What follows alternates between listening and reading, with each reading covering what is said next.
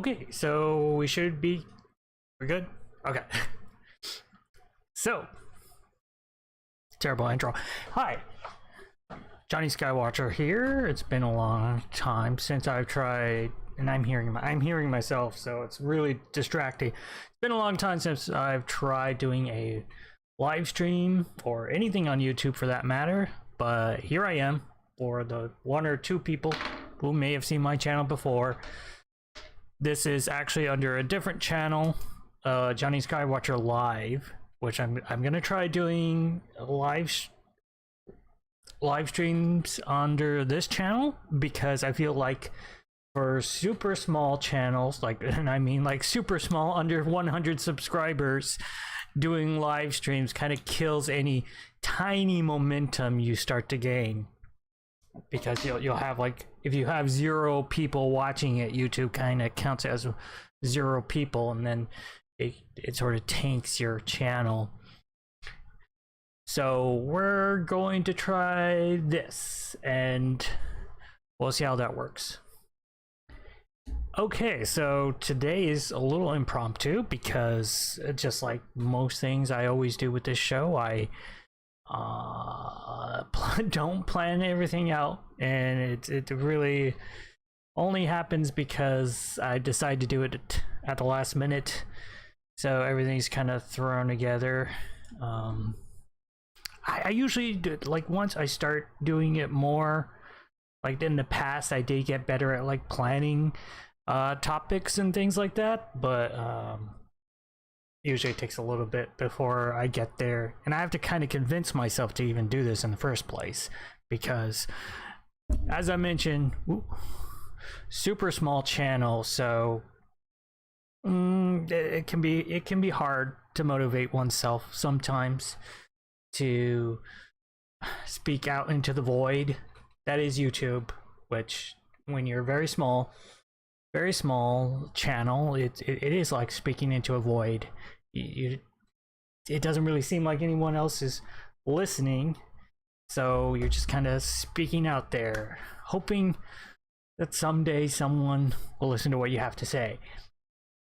Anyway, with that out of the way, which I don't know why I spent so much time talking about that, but let's talk about, I did work on, even though this was very last minute and me just deciding to do this, I did get a couple topics lined up that I think I should be able to have something to say about. So I don't have any graphics. I didn't line up any graphics or anything like that, though. So I'll just have to type it out into the thing. So let's start with our first topic, which is Avatar's box office. So I'm not gonna do a full breakdown of the box office, which I was never very good at anyway, but I do want to talk about Avatar's re-release that happened this last weekend, because it did make quite a bit of money for a re-release. So, recently they did have a couple re-releases, including Spider-Man No Way Home in theaters, that did pretty well. I think it was over, it was like there was some special day, like Cinema Day or something, Cinema Appreciation Day. And I did read about that being a big influence on the numbers being so well. So I'm looking at myself. I know it might be a little distracting because I'm like seeing my, I get a little self-conscious about my chin, but let's try to carry on. Yeah, anyway, Avatar. What was I talking about? And so yeah, they did the Avatar re-release this weekend, and it did a lot better. Let me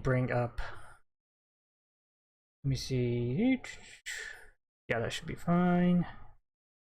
It's been a while since I've used this, so I'm kind of a little rusty on things. So yes, just looking at the box office for this last weekend, and this is, I'm assuming, probably the actuals by this time. Usually they come out like Monday afternoon, but you know, you have the actuals and not just the predictions.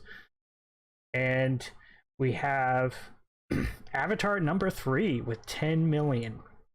And I believe Spider-Man, which made quite a bit of money over that last cinema weekend, made I want to say me.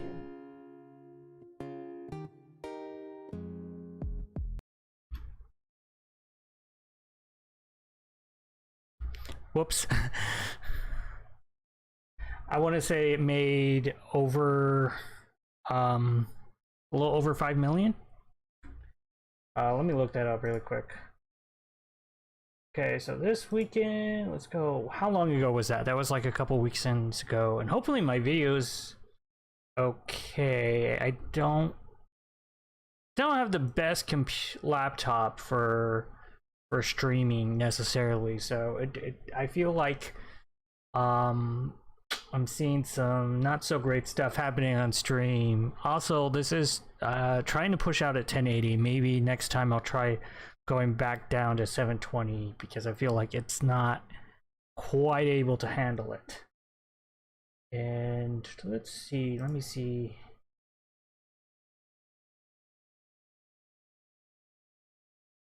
Okay, this was last weekend.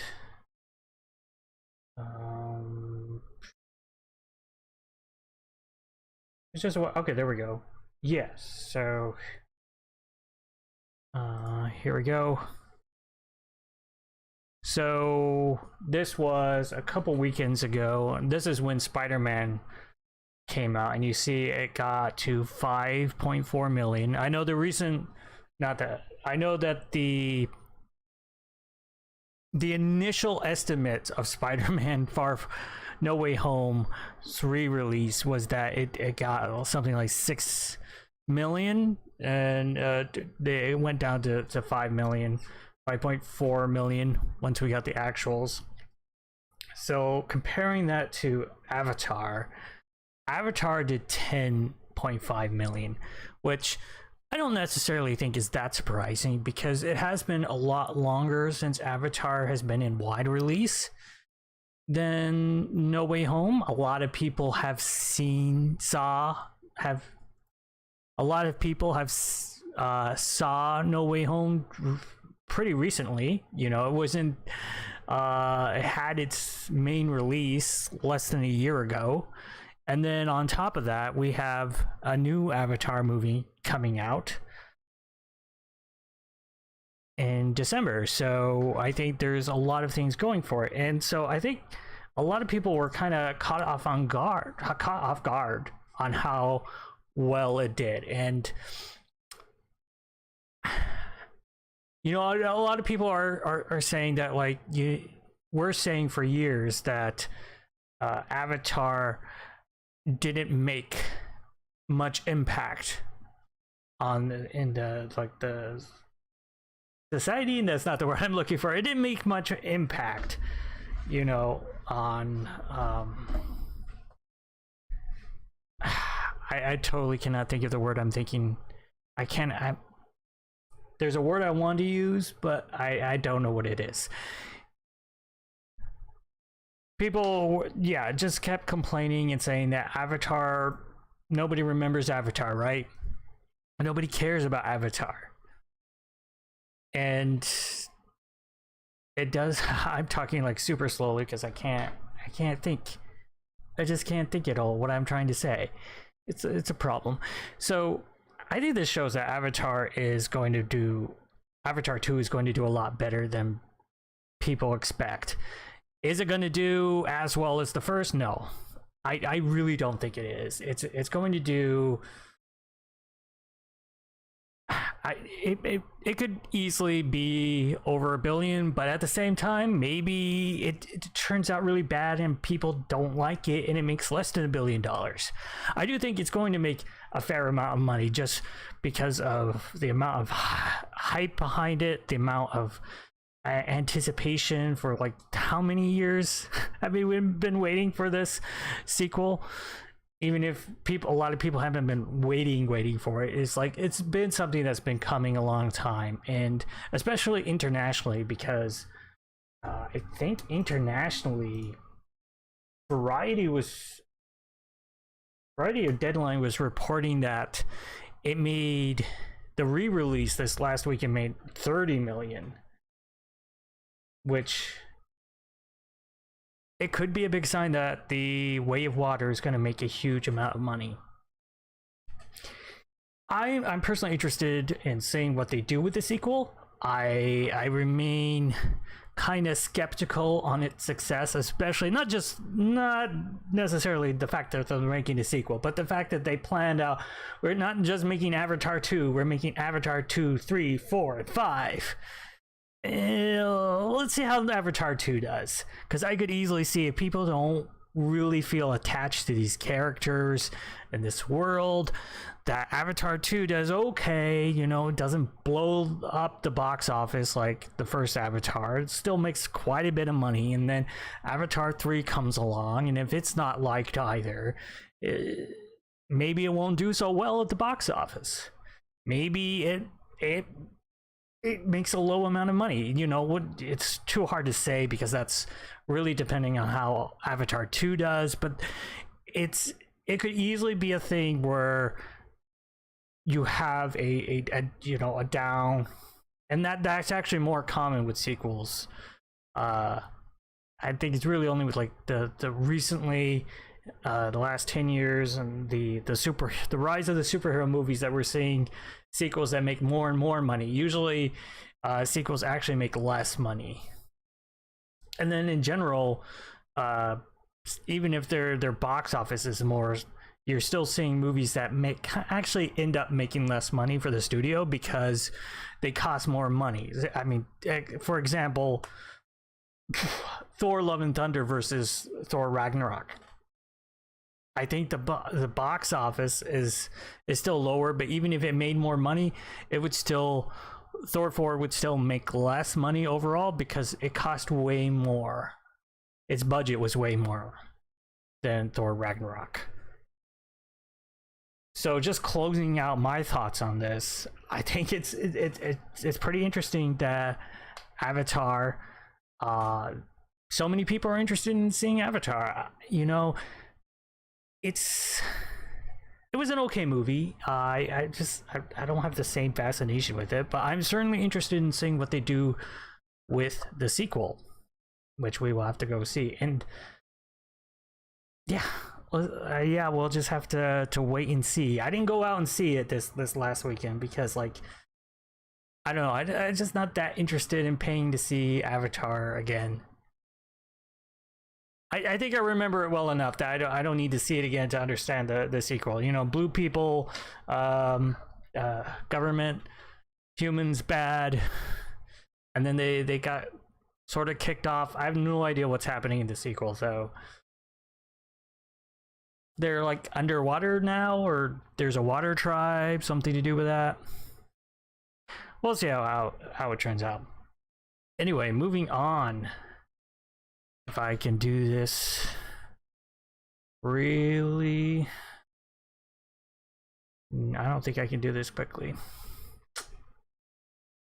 Let me.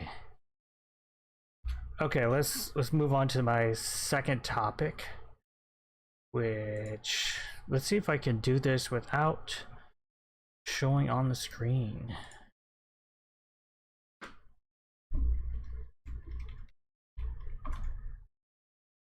What is it?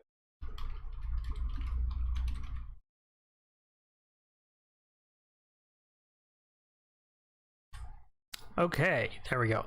So let's talk about House of the Dragon, episode 6.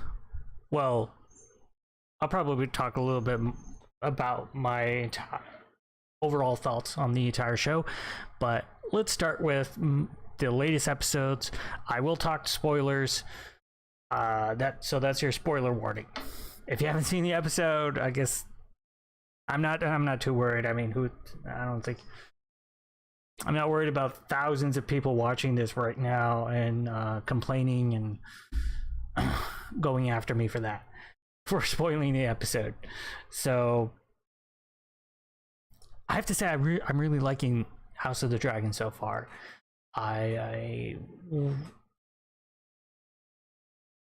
You can tell I have not put my thoughts together at all. So yeah, I'm really liking it so far. I do find it interesting the way it kind of jumps time periods. At times, it's a little much for me. I kind of wish they would spend a little bit more episodes in certain time periods and not jump ahead quite so fast.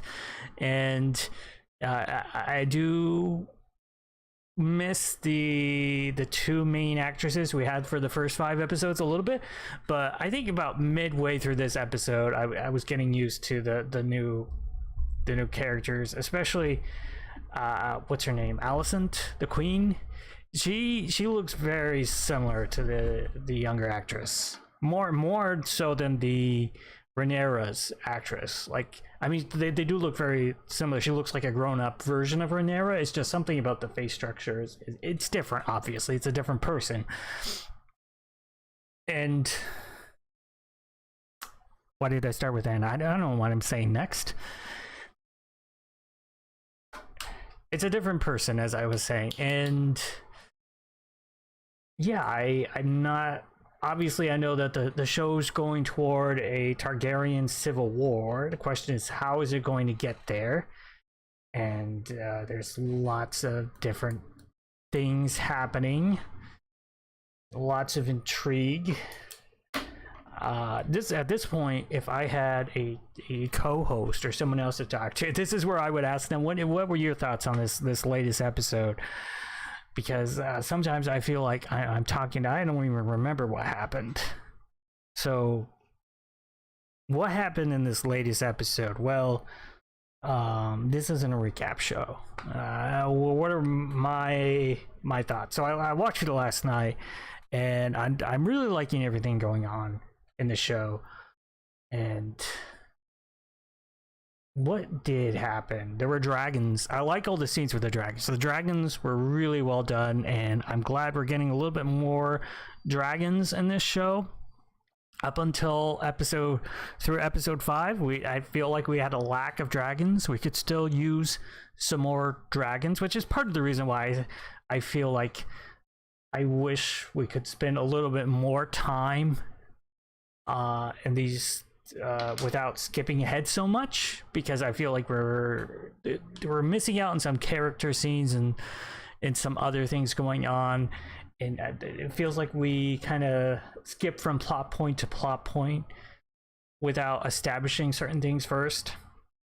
You know, in this episode, Daemon Targaryen is, I guess, is he married or at least he has kids with the, I can't even remember her name, the Valerian, the girl from House Valerian, the one who was like 12 years old in the first episode, and they were trying to propose, or the second episode, and they were trying to propose having her marry the king. And yeah, this is sort of her like first main episode where she's become a real character in her own right, and she's a dragon rider. It's 10 years, which is a huge amount of time. And then we kind of, she gets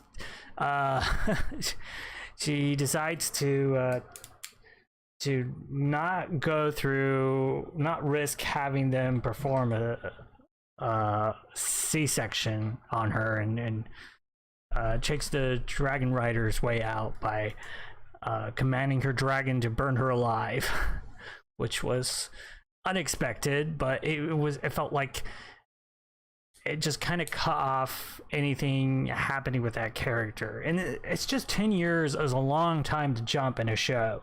You know, I feel like if this were the season 2 where we jump 10 years or something like that, it's just a lot of time to jump, and then like you don't get much time to catch up with certain characters.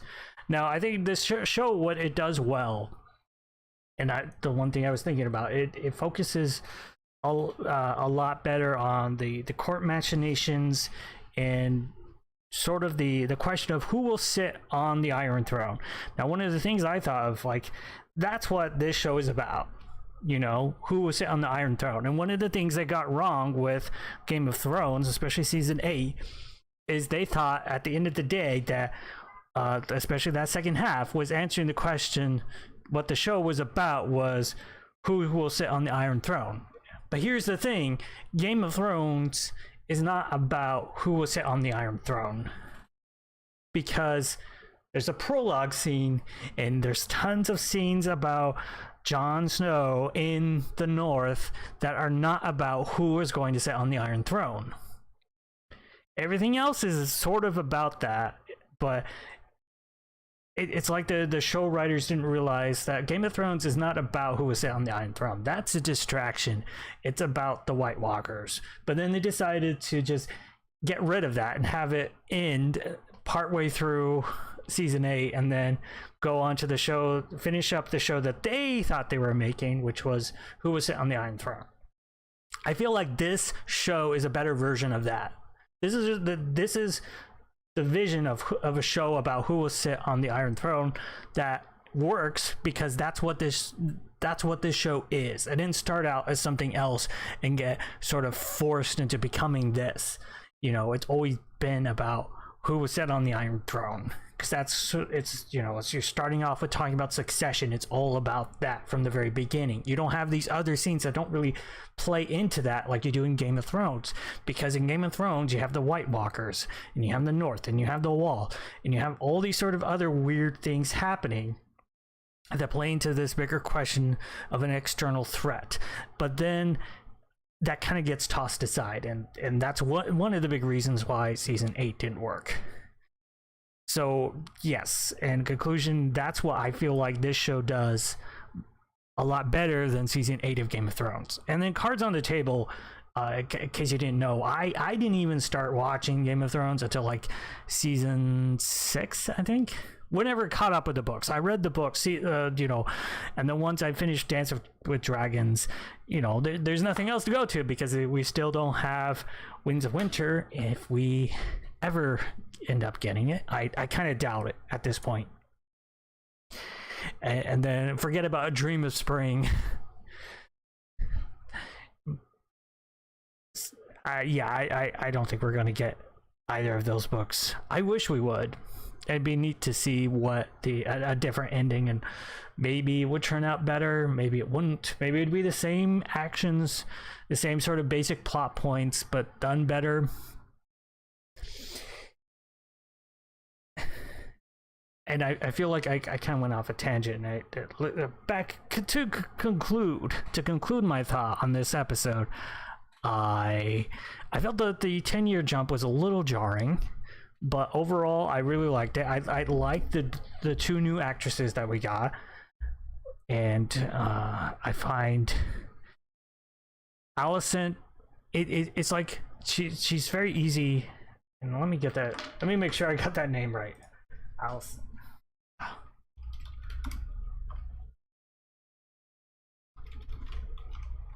Alicent Hightower. Why is it? Yes, that's right, Alicent. And she's a character that's very easy to dislike, right, especially now in the show. But I also feel like you can understand where she's coming from and why she's doing what she's doing. But I mean, the biggest thing that was interesting with this episode is where Rhaenyra is just having bastard children.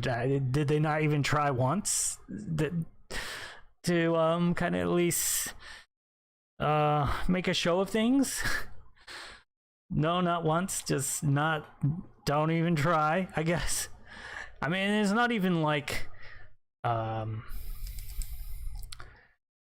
Cersei, because Cersei hated Robert.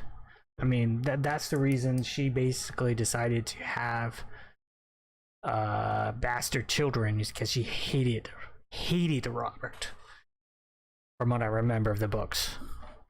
And it doesn't seem like I almost said Daenerys, not Daenerys. Not Daenerys. Rhaenyra doesn't seem to hate what's his name, but yeah, it seems weird that they didn't even, did they try? Or maybe they tried, maybe, you know, they just never resulted in kids. And well, let's I guess I'll wrap that up. And let's move on to the next topic, which will take me a second or two to do. And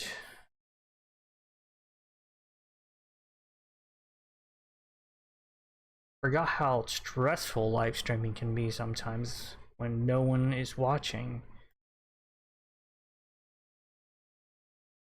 So let's go move on to topic 3.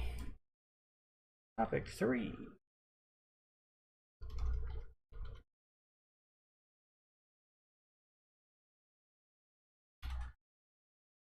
Okay, let's talk about She-Hulk.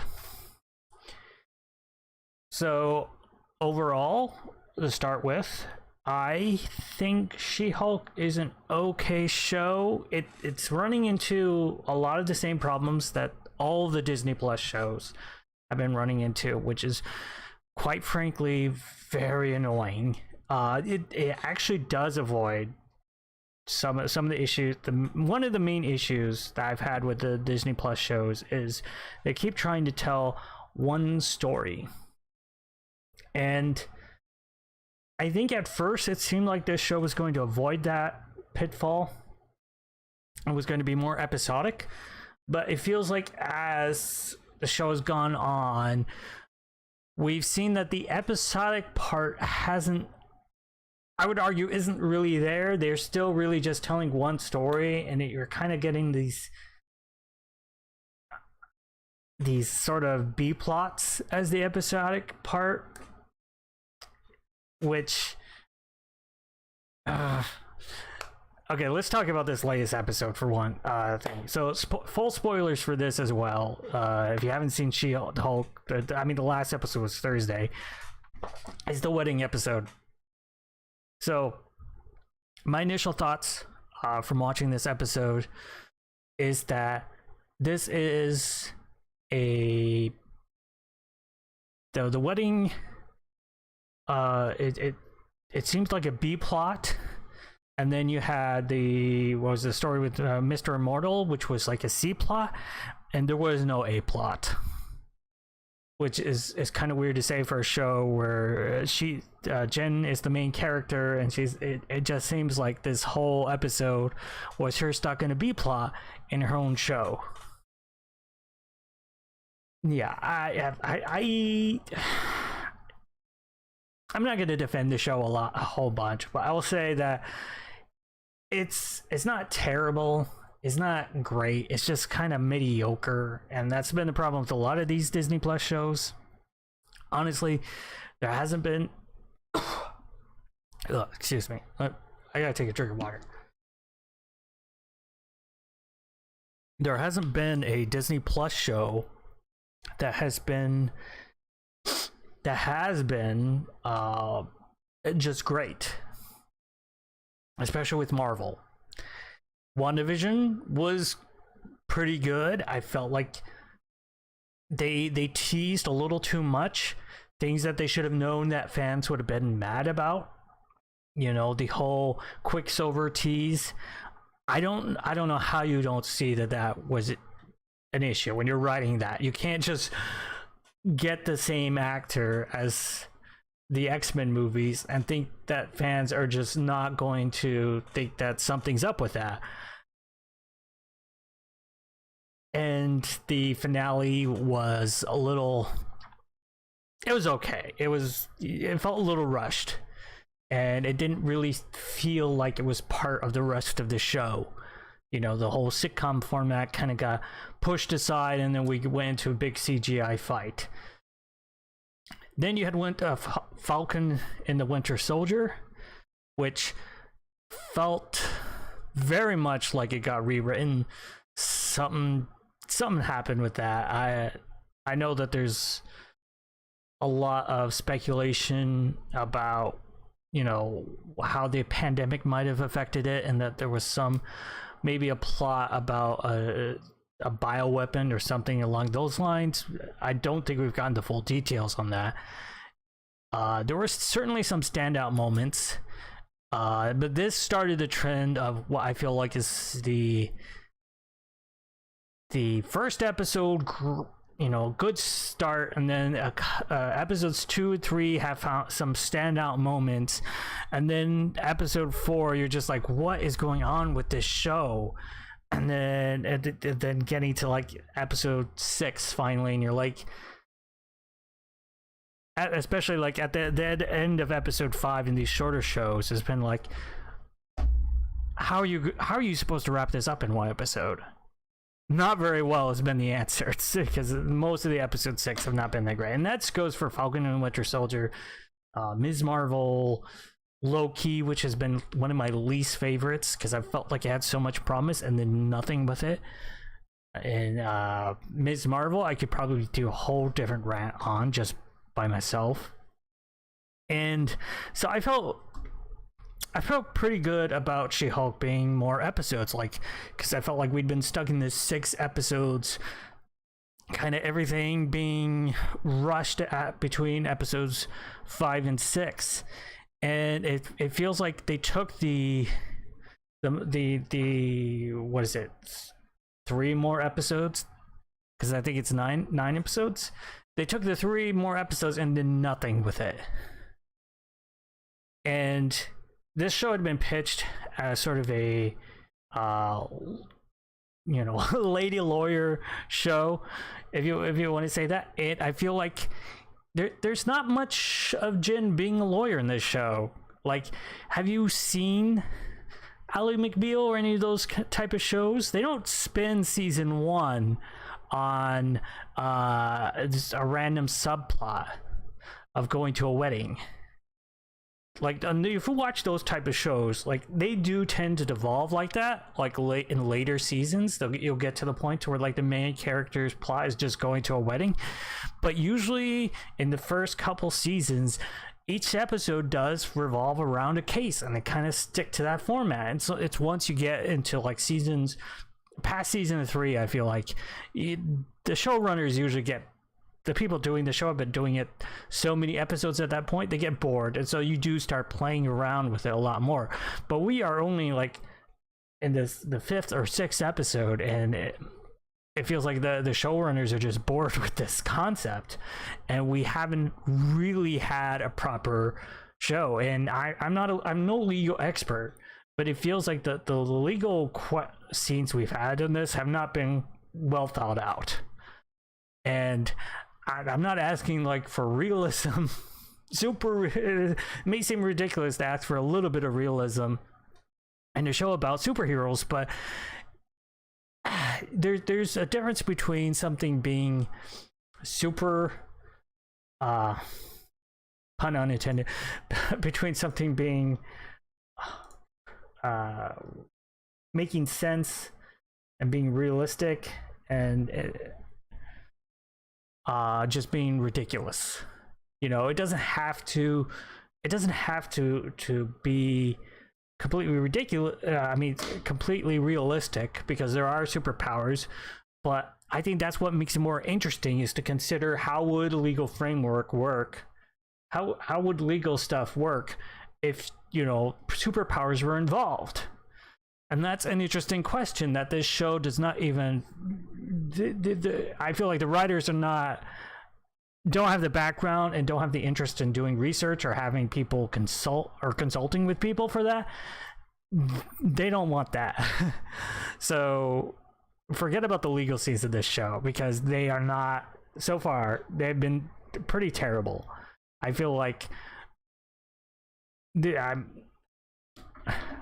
if you watch Legal Eagle, I feel like if he did a takedown on the show, it would go on for a while because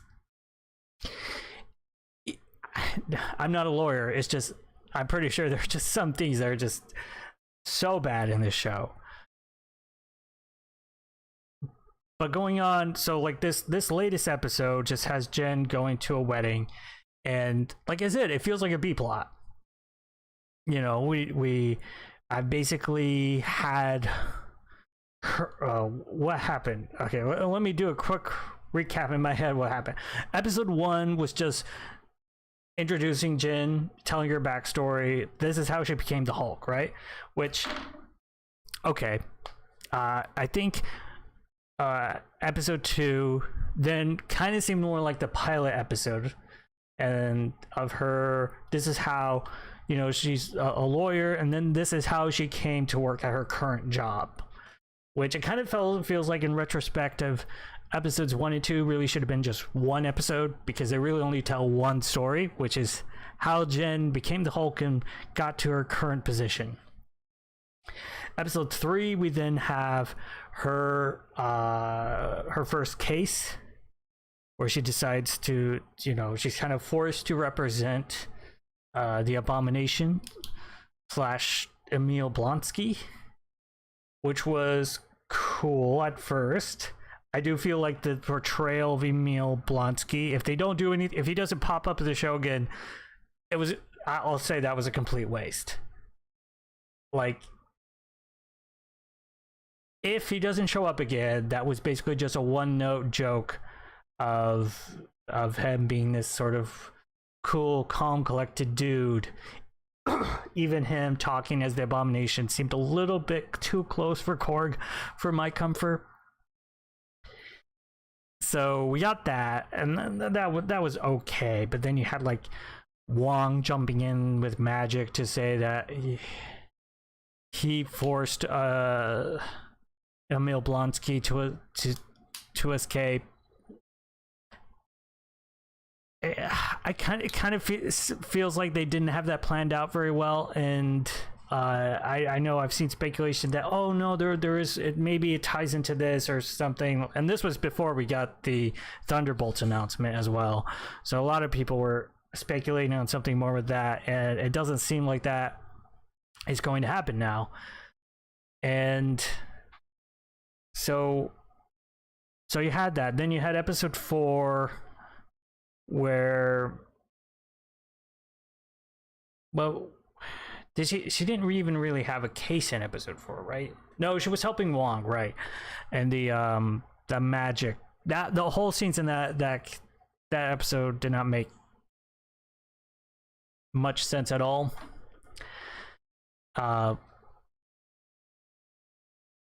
Madison was not that funny of a character to me. It was like amusing, which is, I think the thing with the show is like a lot of the stuff is amusing. It's not that funny, but it's not hilarious. It's amusing though.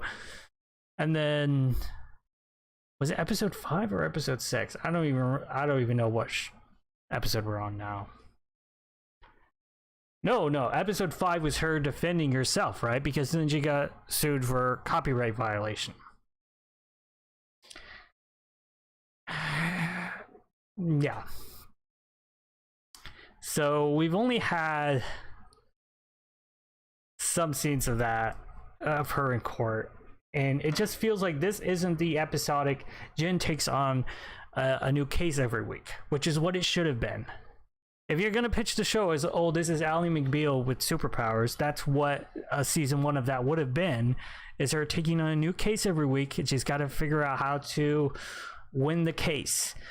Except, I don't know if it's a budget issue or rights issue, or just, you know, the fact that they can't have that many characters in the show.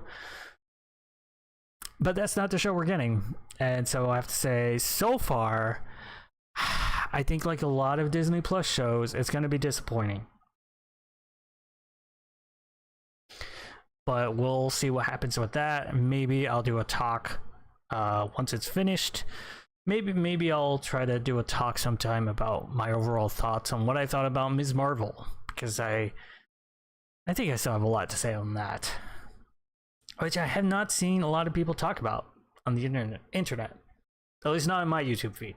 Remember, YouTube algorithm, like Google, is showing you what it thinks you want to see, so it's not necessarily the truth of everything. Moving on to my last topic.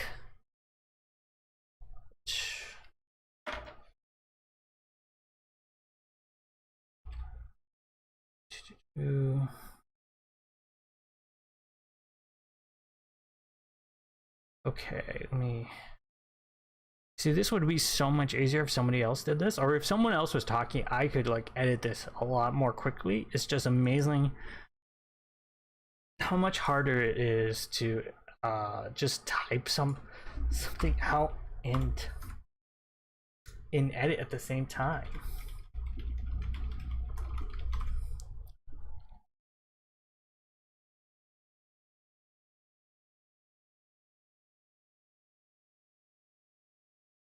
And now I'm coughing. So, okay, this has already been talked about a lot on the internet, so I don't know if this will make any impact or if anybody cares at this point. But Disney is remaking The Little Mermaid, and it's got a lot of people angry. A lot of people angry. And then people angry at the people who are angry. So, when it comes to the Disney remakes, a lot of them have not been that great. Now, a lot of them have been, I would say, pretty mediocre. But going back to the beginning, I liked the Jungle Book. I didn't see I still haven't seen Cinderella. And of course, technically, they've been remaking, making live action remakes of their animated properties for a lot longer than that. But for the recent, new, semi-recent live action remakes, started with Cinderella. And then we got The Jungle Book, which was actually, I thought, very good. I saw it in theaters, and like a lot of people, I thought it did a fresh take on what was a sort of beloved classic, but that if you go back and rewatch the animated Jungle Book, it's not as good as you remember. And I thought that they kind of did a good job of, I won't take credit for like thinking of this, but I remember Skin Trunkies talking a lot about how they made a more a flowing narrative through the story, rather than being, a number of different stories that then went from one thing to, one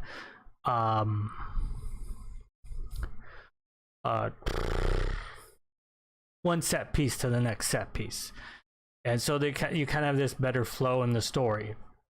And then what did they make after Jungle Book? There was maybe something else. Beauty and the Beast was okay. It did feel a lot more unnecessary, but it did have some moments that worked. They changed some things that ultimately seemed like they didn't really need to change. That you can kind of see the reason for them doing so, but that ultimately don't add anything. And at best, they don't add anything, and at worst, they kind of take away from what was meant in the original. But it was okay. It was an okay thing. That felt unnecessary. And then we got Aladdin.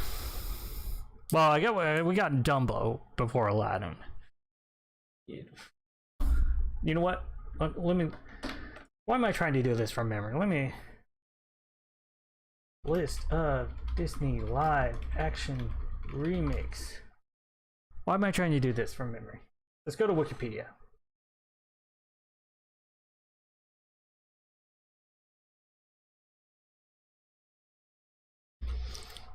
Okay, let's look through this. Um, upcoming. Okay, I went too far. So yes. So the more recent years, we have, of course, Cinderella. I've talked about The Jungle Book. I don't consider Alice Through the Looking Glass. I don't count it as part of the recent remakes. Technically, it is not really. I don't count it. Beauty and the Beast. Christopher Robin. Again, I don't count it as part of the recent remakes. It's just a Winnie the Pooh film where he's grown up or something. I didn't see it. And Dumbo seemed like they were trying to do something different, and then it just falls apart. I don't even remember exactly what issues I had with the film. It's been so I just forgot everything about that movie. I remember not being overly impressed with it, and it didn't quite work for me. Aladdin, I did not like. Maybe it's partially because when you get into Aladdin in The Lion King versus like Beauty and the Beast, we're getting into my childhood of Disney films. But Aladdin and The Lion King are such good animated films that the remakes just did not work for me. And then also a number of decisions they made with the remakes that they just were not good. And so you have Aladdin and The Lion King. The Lion King, which isn't actually a live action remake. It's just a CGI film. Let's be real here. I don't count Maleficent as a live action remake because it's basically just Wicked, a sequel to the Wicked. The first one was Wicked's, the Sleeping Beauty's version, Disney's Sleeping Beauty's version of Wicked. And then there's the weird sequel to that doesn't work. Lady and the Tramp was not good. It was a Disney Plus original. Mulan, they kind of really messed up on different things, and it just did not work as a movie. Cruella, again, I don't count because that's just like a villain version. And Pinocchio. Okay, so then we're caught up. So, of course, the real big thing when it comes to this production of the Little Mermaid that people so mad is the casting. And the thing is with these movies is a lot of them have been Aladdin, the Beauty and the Beast. I've been soulless remakes that kind of just show you scenes from the original animated movie but live action, and they try to throw in some different ideas that don't really work, but at the same time do they just keep copying what they did in the animated version. And that's where I have to say I'm not sure how I feel about the casting yet. And because we got our first look at Haley, what's her name? Okay, I can look it up. We got our first look at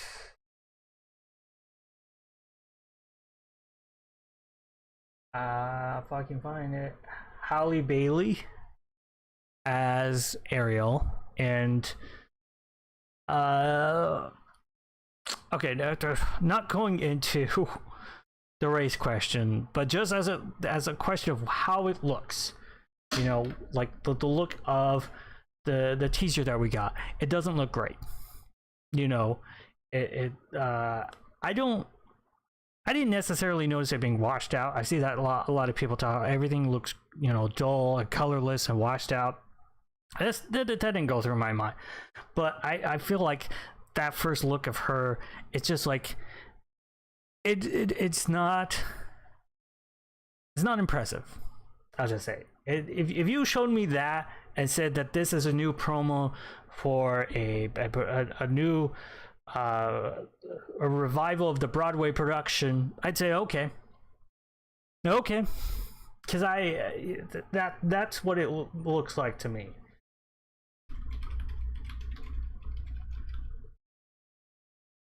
And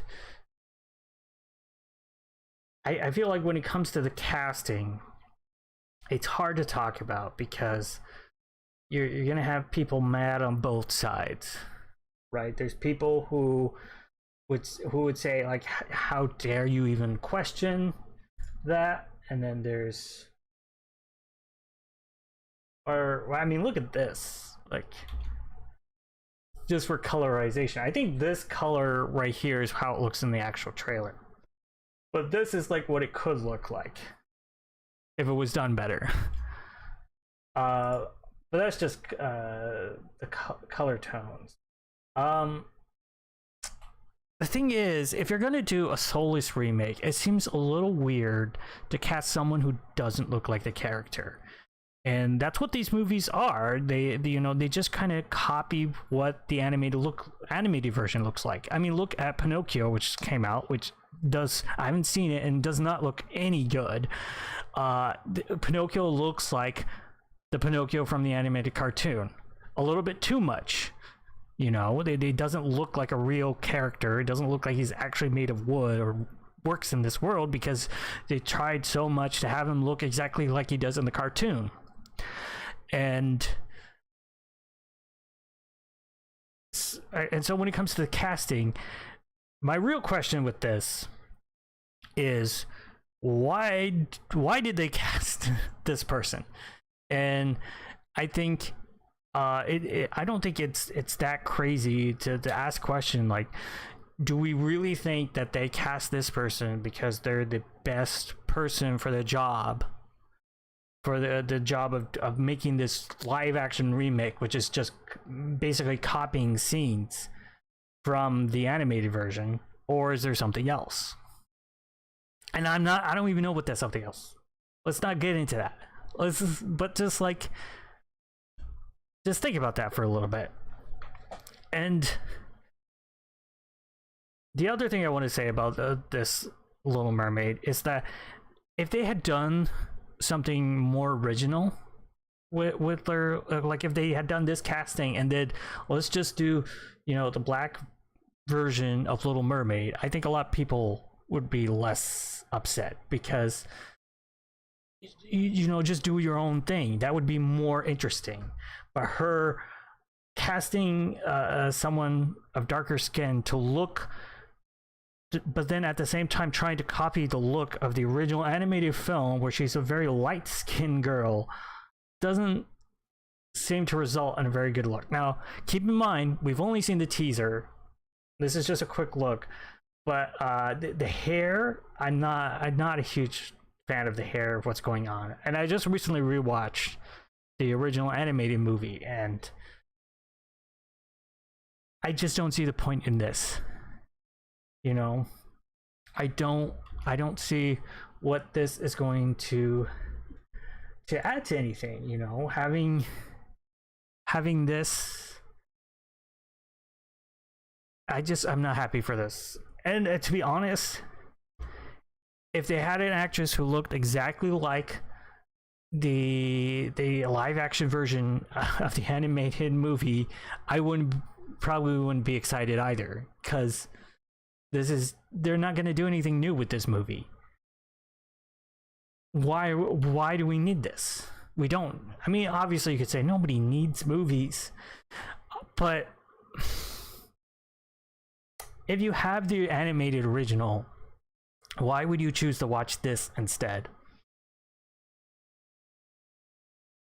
I'd much prefer just to see the animated movie in theaters than this. And I think that's all I have to say about that. And it's been a while since I've done this, and my voice, I'm not used to talking this much, so my voice is a little sore. I think I'm gonna call it there. Hopefully I can edit down this footage into a video for the main channel. We'll try doing this for a little bit and see how that works.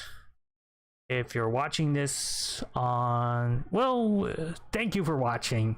wherever you're watching, whether it's on the live channel or on segmented videos. Let me get rid of that.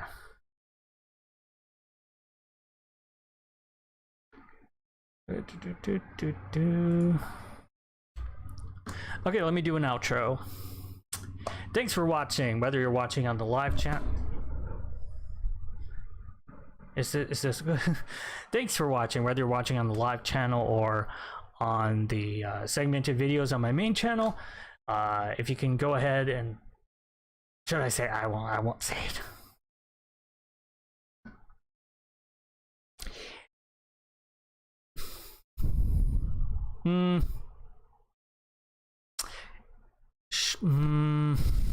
I don't know. Should I say the like, comment, and subscribe? I just, it just sounds so corny when I don't like to say that.